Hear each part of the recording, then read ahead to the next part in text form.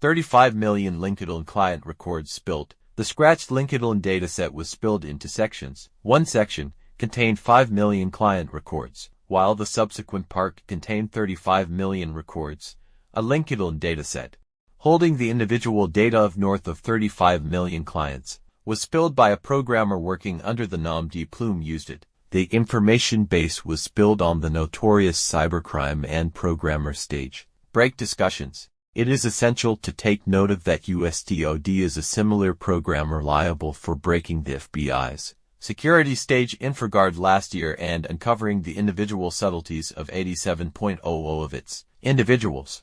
The programmer affirmed in a post on Break Discussions that the latest Linkedln dataset was gotten through web scratching. Web scratching is a mechanized cycle used by programming to separate information from sites, fundamentally for social event explicit data from pages. With respect to items in the information, as seen by Hackread, Corn, the dataset prevalently includes openly accessible data from Linkedln profiles, containing complete names and profile profiles, albeit the dataset contains a great many email addresses. It's a help to take note of that no passwords are remembered for the spilled information. The screen capture beneath shows email tends to remembered for the break have a place with high positioning U.S. government authorities and establishments.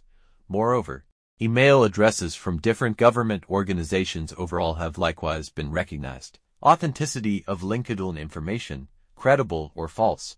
Troy Chase of Havelbean Point investigated more than 5 million records from the dataset and presumed that it incorporates a combination of data from different sources, for example, public LinkedIn profiles, manufactured email addresses, and different sources. Troy accentuates that while a portion of the information may be recounted or to some extent manufactured, individuals, organizations, spaces, and many email addresses are genuine, since the determination is that there's a critical part of genuine information in this corpus. I stacked it into HIBP, Chase made sense of, but since there are likewise countless manufactured email tends to in there, I've hailed it as a spam list, which implies the addresses won't affect the size of anybody's paid membership in the event that they're observing spaces. This anyway isn't the initial time when Linkedln's rejected information base has been released on the web.